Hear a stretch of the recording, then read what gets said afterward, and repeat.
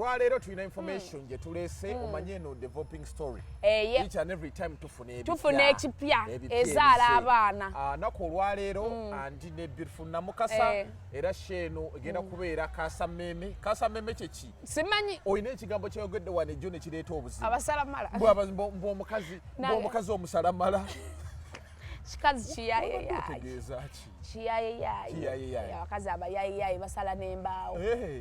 soka obuze ku bantu ate then after teyongere bannange abatulaba tubabuuzaako mu ngeri ya njawulo mu mawanga yonna gye musinziridde nze nasazeewo eno wiiki giwa bakwano bange abali mu Amerika muzaabuuze ku bali e Bungereza abasindika emitwalo 10 genda maaso obuuze ku b'e Bungereza bwe bali kusindikira emitwalo 20,000 lw'olivaako babuuza yogera buuza abali e Bungereza batumiddeko nnyo mu ngeri enjawulo ono waba tabaagala nze mbaagala ke kakodyo kayitiramu okubeera nti asaba ssente yefuula atakwagala n'akugula amagazi nze nfuna ssente Amerika entijja gy'otijjeeyo senga ssente nganda oyitira okutijja ssente y'e Rwanda nzibu wayina ow'e Dubai namukyawo gwanti ojogira oyaka bba wange ali abroad ng'ali Dubai ayo taba abroad aba yagenda mitala w'amayanja atuuka okay so ensonga right now kiche tulinawo kuba nalabye abasinga omukulu ekigo gyali ali bulungi aji naye nga timu ali bulungi teri muntu asobola bamukomera n'aba embeera mwali si yene yaba kyakiri okujjako ebyo embeera mwali simbi naye ensi yonna kati yeyawuddemu okuviira ddala story eno weyaviya ewa Kalibbala Ruth ndowooza yali alaba kino ekintu kiyinza okubeera light naye ekintu nedda Ruth olumu simunenya era kyayingiddemu nalabyekaawo honorable Namboze yavuddeyo n'agamba aja ateebwe ekisooka Ruth yabadde bakozeemu kyekubira andi kati abasinga bagamba Ruth labayo Ruth yabadde abuuza ebibuuzo bannange nga tateeka mukazi ku nninga bawa Ruth Kalibbala ne Ruth Kalibbala omusiguza Hajat mu bufumbo bwa Haji gwe basibidde obwemage bali bati nze naawe ani agamba yinza information yenna mufuna atali exclusive ekitegeza Ruth ayina kyamanyi kati already yenga Ruth ali kati kyekiringa moze ne bakuleetako omusango gw'okukwata oba wakutte oba tewakutte balina bba mabigawo okitegeera omufa naawe oba wange kati kyekyo Ruth kye yakola oli omukyala mukwano gwe ate mukwano gwa bbaawe bituufu yes the one kaza friends with the movie who brought that statement nze babiŋŋambye era twagala ba minisita muyimuke bannange tetugenda kukkiriza musajja kufiira mu kkomera atalina musango tetugenda kukkiriza we are not going to tolerate such nonsense yes sikulimba si kirungi kubanga ye Ruth bw'aba nti oli bali abasigula omukyala mukwano gwabwe ayina n'ensonga lwaki baleese story eyo baagala kubba mali ya Haji baagala kubba mali ya Haji kati Ruth nga munnamawulire tolowooza nti yayiseeko kataka nedda obwannamawulire before okufuuka munnamawulire oba muntu kyekyo kyekugambye engwa naawe ekituufu but sometimes ng'olese story ng'eri sensitive kuba kati story abantu bangi ba victim mu nsonga eno ate abantu bangi bafunye obuzibu olw'abakazi amasimu ejjoge wafunye gabadde matono amasimu mangi era ng'ekintu ky'ekibiina tuli serious kibiina kiki kiriwo tugenda kukola ekibiina bakikola kitya era twatandise dde ofuna abantu abagenda osupportinga ekibiina kino tuteekawo zi office tuyambe ku basajja abasajja bafiira mu bufumbo abakazi babbya abakazi bassa abasajja naye nga ffe kye tuliko eno we are empowering women naye abasajja bafa kisiiri fida yeeriwo ffe tetunnafuna fida yeeriwo naye abasajja basingo father ani yali abalumiriddwako naye kikazi kivaayo kisingo mother ne kireka mama nawe abakazi ffenna ne tudduka emisinde nze kati nasaze eddiro ndi tiimu basajja nange kanwanire ku ddembe ly'abasajja baligamba nti waliwo munnamawulire yali omukazi eyalwaniriranga eddembe ly'abasajja ensonga eno abasinga bagamba nti Haji mumuwolereza babuloga mwenna mwefudde ekizibu mukolereza Haji naye ng'omukyala ali mu bulumi obulumi bw'omukyala twandibufuddeko naye omukyala alina ebitayunga bingi twakubira omukyala n'atugamba alina omwana omulwadde tasobola kwogera. Omwana buli ne Ruth yagenda mu ddwaliro ng'agenze kulaba mwana mulwadde. Era ne bakola akantu nga mwana alina ku beedi kati olemererwa otokola phone interview. Talaba nti ono omukazi yasalawo awe Ruth yekazi exclusive because already Ruth ali emotionally attached to the story. Mukwano gwe tasobola muteeka ku hotspot. Omukazi oyo ajje mu interview mutuuze wano tuogere. Omwoche. Bwayogera bye mubuuza nga bigatta ngenda kudda mabega wa mukazi. Nga wayikiza gundi omuko. Kana ka Junior David n'omukobo namukunya. Kati twagala omukyala bw'abanga byayogera bituufu. Nze my mind nze ndi open minded. Mpuliriza buli kimu yes. Kati omukyala oyo byali mutukolezo code nti awa Ruth Kalibbala interview. Kyekyo kyokka ekisooka omuluzinga ne credibility maaso gaffe. Lwaki olonze munnamawulire omu? Leka ab'enjawulo bakubuuze tulabe oba ebintu ebyo by'oyogera obiddamu omulundi ogwokubiri. Tulabe nti minisita yamubuuza ekibuuzo yali minisita Nakiwala Kiyingi. Namubuuza taata w'omwana aliwa. Awe natandika obuuka mu ggaali kuba nalinomo ekigere kyaliyo ekirala nga kiri bbali. Namubuuza taata w'omwana aliwa. Yeekabyamwawo. Kannange bwe yamaliriza mulabanga eyafa n'asooka yeetooloola bamugamba ogenda mu tawuni ate ayita simanya nabweru ate bwakanzikukira eno. Mukyova kwata Bombo Road ng'ova Wande ng'ova Kawempe. Yes. Ate ayise nabweru n'asala. Ali mu kwogera bitayunga. Ate majjaamu. Bamubuuza taata w'omwana gwe oyogera bwogezi nti ye good. Naye ng'olaba ebintu by'ayogera kyovula minisita bwe yagezaako mujjamu info nga bw'atuuka walemereddwa ng'akaabawo. Nina ensonga endala kiri kyogedde nti Ruth Kalibbala gwawa yeka interview wetwatuuka ku nsonga Nebukedde bwe yamukubira mubanange nze ndi ku mulwadde baayi. Bwe yatuuka ku nsonga y'omuko omuko yagenda nawa Ruth interview. Omuko buli bwamu agenda naffe yatuwa. Naye ffe lwaki ffe tatuwa? Omuko tagambye nti ngenda kukola nagundi. Akola statements zayogedde wano zayogera wali. Omuntu oyo abeera ne chances obanga story eziba ntuufu. Naye omukyalo ono lwaki Ruth Kalibbala gwafudde ambassador we. Oba yamusayiningisa ekipapula. No. Wabaawo ekitayunga. Kasita olabanga omuntu ayagala kukola na muntu omu omanya waliwo ekitagatta. Bayinza n'okusooka otuula ne bagigatta. Yes, ne TV bwe zimuyita omubuuza awoza ndi ku mulwadde. Ruth Kalibbala yamuggyako interview ng'omwana ali ku kitanda. Kati ffe we tukubira ku phone interview otuweeyo ebigambo byonga 8 lwaki ogamba omwana mulwadde. Luli Ruth Kalibbala bwe yajja mu ddwaliro omwana yali awonye. Oba yeeyongedde. Tetwagala kutusiriwaza. Twagala gavumenti, twagala baminisita bayingire mu bintu bino. Oyo omukazi yeetaaga kusibwa bw'aba ayagala kusibisa omusajja ew'emage. Tetugenda kuttira ku muntu liiso. Kila muntu kila nani. Aja inova ekigera ku Mande tugenda Kigo. Kulaba Haji. Yes. Tugenda kulaba Haji. Ndomwe baani. Ngaffe bannamawulire abalaba injustice. Gwe moze tumanyi kitegeeza kusibira bw'emage. Ne bakusibira obwemage. Obwerere. Ebbule. Kibi nnyo. Kubanze bwe tugenda buli stories ezeyongera developing ndabanga something is wrong somewhere. Tebigatta. Yes. Kuba omukyala ye n'omwana yennyini gwe yali aliko nga amaze okutuleetera akatambi. Kamukubireko n'omusajja. Namba yo teriyo. Bale njagala mubuuza ki ekiriwo ekipya. Oyo Jeno Bitokota oyo akola interviews ennyingi. Ye Jeno Bitokota. Bwe yeeyita. So tugenda kulwanirira eddembe lya Haji. Bw'abanga Haji teyakwata mwana. Okuvumirira okwata abaana tukivumirira. Nze ndi mukazi sisobola kukiriziganya na muntu ya rapinga. Eyo tuba tugenda kujjayo ag'omu buto gonna gaggweyo. Naye tetugenda kujjayo ga mu buto nga tuli ku injustice ejjudde emirimu omusajja bamuwaayira okitegeera. Twagala tubeere sayidi y'omukyala. Omukyala tumusaba akola ebintu bibirize bye musaba. Saagala bagambe mbusimanyi Namukasa yeekubidde. Omukyala ajja atuwa interview. Ajja ffe tetulina busibu. Ajja atuwa akantu. Ya bwerere. Ruth Kalibbala yamubuuzanga ebibuuzo ng'already ali emotional.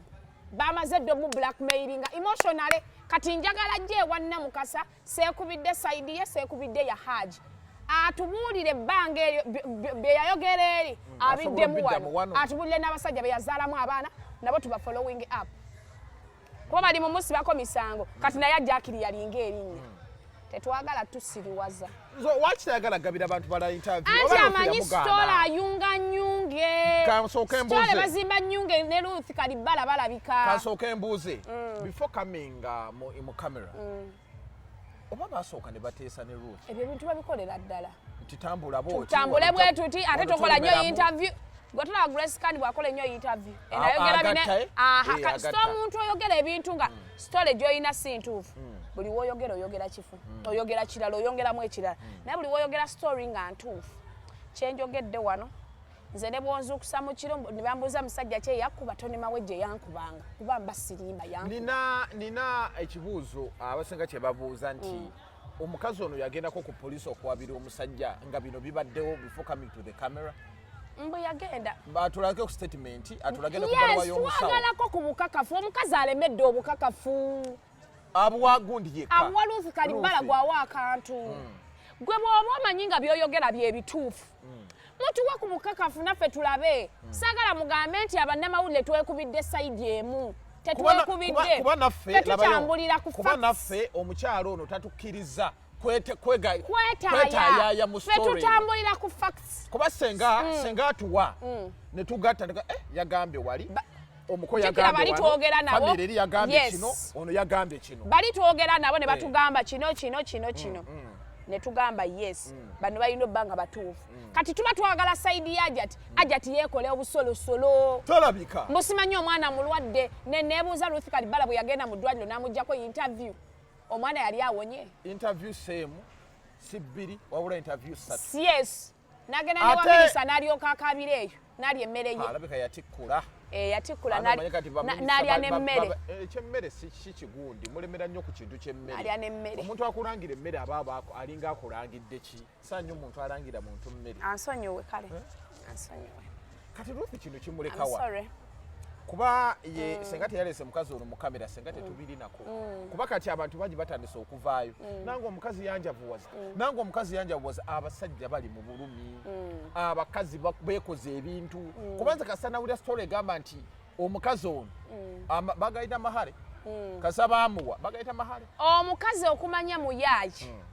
yeeyitako ne omwana wa minisita nagge ye amawulire gyegali biri mu public domain saagala mugambe tusala bigambo namugamba nti ndi mwana wa minisita ng'ayagala ebintu biraisingibwe waggulu kati kankubulire moze abakazi nga yagadde ekintu omukazi asobola okusibako omusango nga tewagukola tulabye abakazi bassa abasajja omusajja n'afa ne bamuziika olw'ebintu ng'omukazi ayagala kubba bintu bye naye n'amuleka ng'amusi kese zonna eziri mu kkooti bakazi bwe buzibu tutujjukira kasiwuukira enfa gye yafa mukazi tugenda okutunuulira birimu ebyobugagga nono omukazi intention ye okuleeta zino saga bagambye balumirirwa nnyo omwana wabalumirirwa nnyo omwana singa abadde alumirirwa nnyo omwana teyandi negotiatinze na Haji singa abadde alumirirwa nnyo omwana naye kimbibiri njagala motoka kimbibiri no we are going to work on facts kati facts zetulabawo nti Haji ayinza oba takola ki talina musango kati omukazi tusaba naye atuweeko ebigambo akkirize tukole interview y'essimu eddakiika 10 ne bwe ziba 5 nze nsobola omumanya omukyuma n'omuyaaki n'omutuufu kati atuwe eddakiika 5 ku ssimu kuba ebyo tumukubira n'atugamba ebyekisiru simanyi ng'omwana bwali omulwadde Ruth Kalibbala bwe yamuggyako interview omwana yali awonye emu si 2 paka ku 3 nga bwatutenderanga yamugana okola interview anti bw'okola ennyo interview okoleramu ensobi bw'oba story opangamba lwaki mwe temuwuliza za Ruth ne mutwala ebyo tetugenda munnamawulire tatwala ango munne gy'atutte era nayo twali tusoma amawulire mu news writing and reporting mwenna babagamba mugenda mu field ne mukola story emu naye engeri gyenjiresa si gyogireeta nze niiza otuuka nempikinga interest mu kirala nenkola kirala oli naye nga tuli ku event yeja naye nga buli omu naavaawo ng'alina story yanjawulo kati tetugenda relayinga ku Ruth nti yamulese bannange bakutte omwana ffenna tulirayinge nti bakutte omwana twagalako ne ku evidence ate gundi eno omwana gye yasooka okukwata ani yagikwata byonna nze nawulira mpozi interview eyo omwana omukwata omukazi yagyekwatira yes kakati ate negamba nti omwana teyakwata ka vidiyo akasinga okuntiisa omukazi oyo ng'abuuza omwana we ebigambo mbu yakwatawa nakwata amabere nakuteeka yamusookayo neŋŋamba yamusookayo maama bamaama bakya abantu nga muzadde aba so emotional ekigambo nti taata akutte omwana we kinene tosobola kukwata vidiyo ng'olina amaanyi ng'obuuza omwana ebintu ebyo because kyemmanyi oba olina obeera ng'oli wiiki abakuli okumpi be bakuyamba teri maama asobola buuza mwana we yakwata amabeere n'akusonsako emikono taliyo yamubuuza bw'atyo taliyo nka playing bakampa kaliwa namugamba n'akusonseka n'akusonseka emikono kankulage nze ntambulira ku bujulizi kyovula basitoola eno nagiyingiramu namugamba n'amusonseka emikono yakusonseka emikono yaliwo omwana we yeezaalira maama kikaaki asobola okukola eyo statement eyandi mukutte n'amutwala mu ddwaliro omusawo atuwe ne ripooti y'omusawo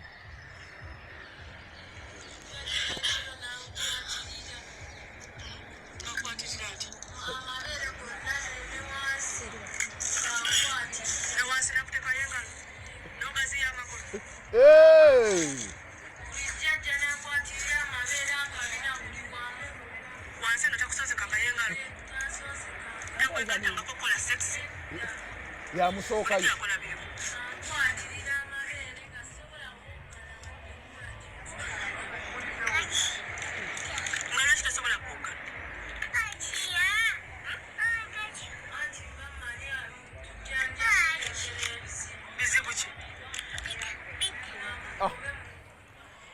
kati nze wano singa nabadde looya statement esooka omwana yagambye bamugambe we yakwatira lwaki tewayogera anti bigenda kundeetera ebizibu bizibu ki nakola bubyo soma amawulire bigenda muleetera ebizibu nakola bubyo soma amawulire singa nasoma lo Haji singa ali bweru ali mukulya kebabu singa yeetaayaaya n'okwegatta yeegatta lwakuba nakola bubi n'ennondo omulimu gw'amawulire wallahi guno omusango singa nagunafuyizza dda nena wano osobola okumulwanirira katugezeeko naye singa gwanafuye naye kambuuze lwaki bigenda kundeetera ebizibu bitya bwendoopa taata wange nti ankwatirira bindeetera bitya ebizibu ate nga si ye taata anzaalira ate nga si yanzaalira ddala awaliwo question taata azaalira ddala aliwa maama mweyo state gy'obaddemu omwana gambye bamukutte Lwaki walabye kujjayo simu awo maama yabadde abalina bbanga akaaba bamuyamba n'omusango bamutwalira ekyabadde kirina osooka ng'omwana taata w'omwana ekyabadde kirina osooka ekyo ngenda kikubuuza nakikubuuzizzaako naye ekyabadde kirina osooka kwata mwana mutwala mu ddwaliro bw'omala ogenda mu ddwaliro n'ofuna ripooti bw'emala okuvaayo n'ogenda ku poliisi nga ne taata w'omwana amanyi ate n'ekirala eyo kye bagambye nti bakwata vidiyo eyo evidence eyo vidiyo si evidence temala evidence nga bakutte omuntu ddwaliro ne bakebera omuntu kuba baba bakutte mu ddwaliro bamanya nti omwana ono bamukozesezza naye bagamba nti bakwata ka vidiyo ako nga bamba asoyasoya omwana ebibuuzo because of evidence ya rape tebatambulira ku muntu byayogedde nze nizo gamba bandrepinze ne bantwala mu ddwaliro nga tebandrepinze ne bagamba tewali keesi ne bwenkyogera emirundi 10 tewaba era bw'ogamba nti rape ddwaliro bakusatisfyinze nti omwana kituufu bamurepinga kasita dokita akiteekako omukono kituufu omwana bamurepinga kimala bwe ne bw'oba toyogedde kuba nalabye story eyo nga yakajja many people and some of the bloggers bavaayo ne bapininganya omusajja ne bakuba omusajja paka kuwulira bubi era ne ndaba statement ya mwogezi wa poliisi ono omukambwe atayagala kumugambako ng'agamba omusajja yakola bubi n'agwanguyira naye kati tolowooza nti kyebatuddemu yes anti olaba buli woobukira story ng'etandise tujja wuliriza mu kusooka buli omu yawuliriza kyo bula nasooka n'ensirika ne ngamba namukasa nina obeera very keen bonna nga bagendera ku kiri banange naye ebisajja bitema obulo kitema omutwe Nangamba yes omanyi fe bannamawulire walaba abantu gwe bagenza abangi naye wodda olumu si wodda kyeki batuteyo abangi kanve mu kifo yandiba bomu so nze nalaba buli omu nga beekubidde sayidi ya Hajat ne ŋŋamba kanzire ebbali netandika okuwuliriza interview ya Ruth nagiwulira emirundi ng'ebiri naye nga buli nsobi nze nagiwulira saagala kusaasira njagala kupiininga ndabe byayogera andi kati nga gwe munnamawulire ekyokusasira okiteeka wabbali kasi toteekamu emotions mu story ebeeganye nze nagitunuuliranga munnamawulire nensooka nkwata akatabo kange nti omusajja yakwata omwana okay yakwata omwana tukiwulidde ng'oli munoonyereza nze singa lwakusoma kitono naye nandikoze amawulire nensooka mukwata nti yes rape weeri rape bwevaawo omukazi ono agamba omusajja amuyinamu abaana ababiri omusajja gweyinamu abaana ababiri omuteeka mawulire omuswaza ekyo nakyo nenkipiininga wajja n'omwana wa myaka 6 omusajja amulabiridde mpaka ku myaka 14 wafunye feeling ze yes okitegeera obuuza wakyaliwo enkolagana nensala omwana bamurepinze tata w'omwana abaawo omusajja we bakwata omwana we abayina ottabuka tata is nowhere to be seen bafere ne taata kati nzijambi kataga bw'onootinga bw'ogusala lwakuba size na laptop yange ogw'omusango nagukolera folder number buli ekidevelopinga nga nkiteeka ngulimu nnyo aja agenda vaayo kila muntu kila nani kati mwe muyina nteekateeka ki ku Monday tugenda Kigo mugenda nani ngenda ne Nuruddin nayo tugenda kutwala olina national ID twagala national ID buli agenda era na buli sekinoomu yenna ayagala okugenda akube kweyo enamba tugenda tulina n'omusajja ali eyo mu America ya extendings obuyambi bwe tugenda kugulawo offices naye ndaba ekibiina ky'abasajja kulwanirira eddembe ekintu kino mwandi kolinza abantu bonna abasajja bonna abanyigirizibwa oyinza okulaba kino ekintu gwe n'okiraba anti kino ekintu tetugenda kukoma ku Haji nedda abasajja gye bali wali abasomesa eyo basiba abasomesa nti barepinga abaana naye nga abaana begatta n'abasomesa nga baagala ne babasiba kasita poliisi ewulira rape bayingiza buyingiza eno Uganda tebanoonyereza nnyo tebanoonyereza naye bw'osoma amateeka g'abazungu kasita bakurepinga nga tekuli ttaala eyo teba na rape teba rape mama omusajja agenda kukwata asooka kujjako ttaala osoyina sooka teekako ttaala n'okwata omuntu rape ebeera ya immediate effect teri muntu kanne omusajja akujeemu empale bakurepinze empale poliisi egituuseeko ebweru nze nina kesi gye na following ey'omusajja gwe baali bawayiriza okukwata omukazi byali mu America empale y'omukazi yali omusajja yagamba ne bakana omukazi ng'ayagala omukazi n'amala n'amwefuga kuba omusajja yali basketballer batuuka ku mpale y'omukyala looya we empale nga nnamu omuntu yenna nga bakurepinze empale eba ya forcefully omusajja abantu nno nga balina agikujjamu atya moze ewabeera force ewabeera force empale eba erina ofunako ekizibu naye empale ng'eringa eyakava mu dduuka omusajja akusikasika engoye basooka zisika omuntu ng'anaakurepinga kuba oli omukazi agamba bali ku hotel yali ageze mulaba bwe yatuuka mu rumu omusajja n'amurepinga naye bagenda olaba engoye nga tezirina buzibu nga ziraga omuntu yeeyambudde n'ateeka wali engoye tutuuka ku paati ya nika nika teriiko wadde nti wuze ensobose olaba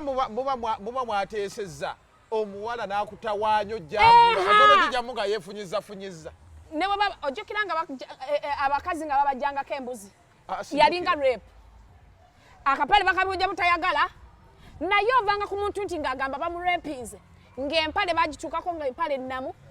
empale y'omurepinga ebeekya baba balina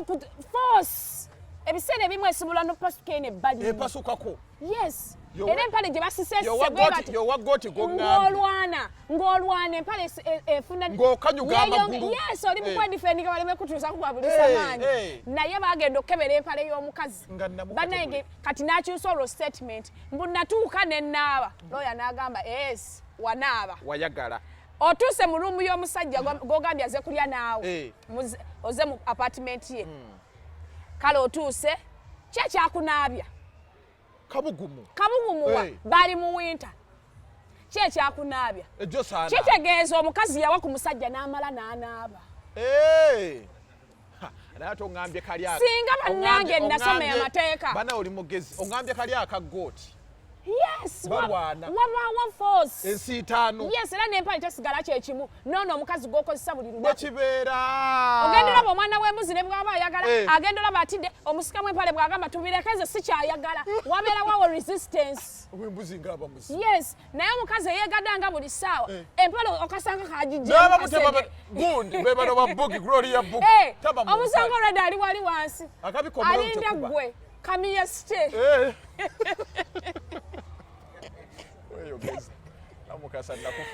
kati guno omusango mwoli omukazi yamaliriza musi ate simanya nabijjamu engoyo ate nenaaba kati awo kiba kiraga nti mwamala kwegatta kati kyentegedde muntu akwata omuntu ekisooka onjigiriza empale eba teryokke n'engoye zonna n'engoye tezibokke kubanga yes n'enkwagulo kuba wabawo force nasooka n'akunogola emikono bwoti n'akudda wano bwati kati ayagala okusika bwati empale okozesa force buli wakozesa force empale alina agenda akusika bwati asika empale efuluma na force yes nze ndaba firimu z'aba detective bakwata bati mbiraba mu firimu nze nafollowing omusango gwoyo omusambi w'omupiira mu America mpaka omusajja we bamwejjereza omusango naye ng'omukazi kyali kimusibyeko mu rape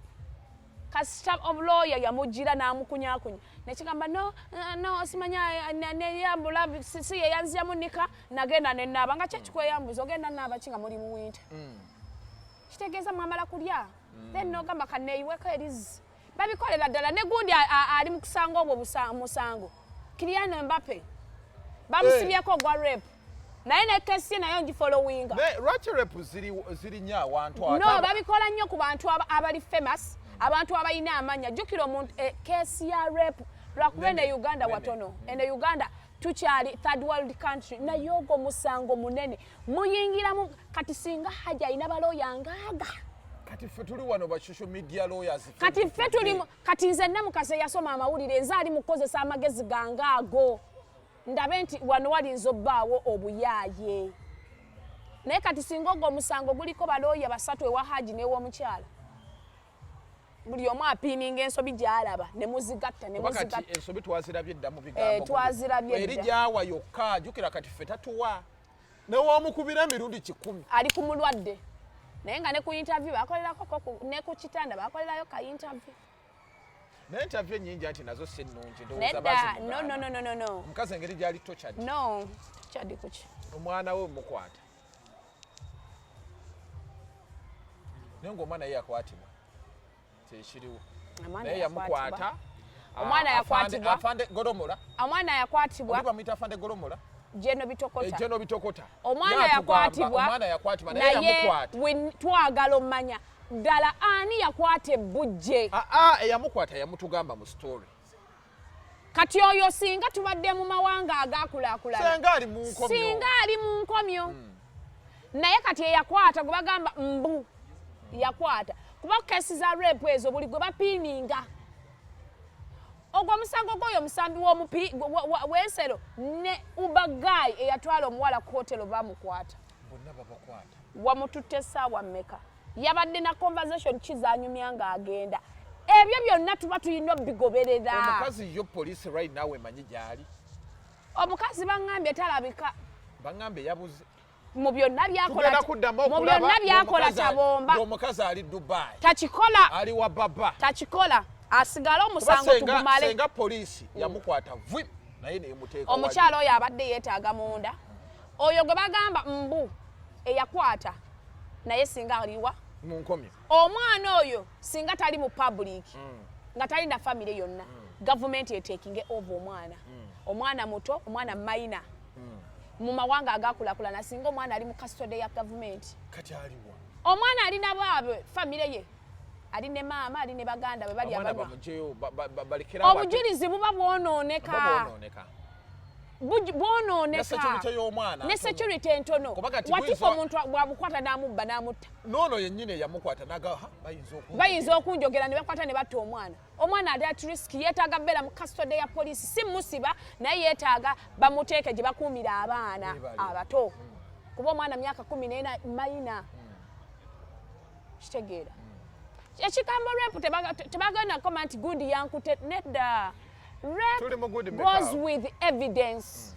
nze ne bwe ŋŋamba nti bandeepinsi ne bantwala omusawo n'agamba Namukasa yagabye ayagala wallahi tebagenda siba muntu kale Namukasa kati tukome wano story entugenda gyongerako tulina information endala ejja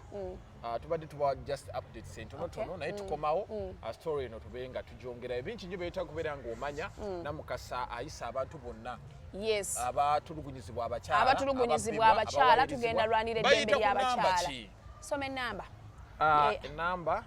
bayamba bannange abagala ennamba yange teriiwo bw'ofuna Moze oba Nurdin oba ofunye Namukasa so tugenda kugulawo ekibiina ekyo okubeera nti okubako eri 0705 55 85 63 ngambye 0705 55 85 63 enamba gwe naayita mu kunyigirizibwa tulina ekibiina akiza okubeera nti kitaasa ggwe anyigirizibwa omukazi ayagala okubbako ebibyo bakubbako ebibyo bakuwayo omuntu wali mu kkomera oza abasomesa bali mu makomera olw'abaana nze nina ka challenge ke nalabye ku TikTok lwakuba gavumenti tekifuddeeko mbu teacher once said bawala mwe muwunya amabeere neŋŋamba yakawulira teacher awulira atya amabeere g'abaana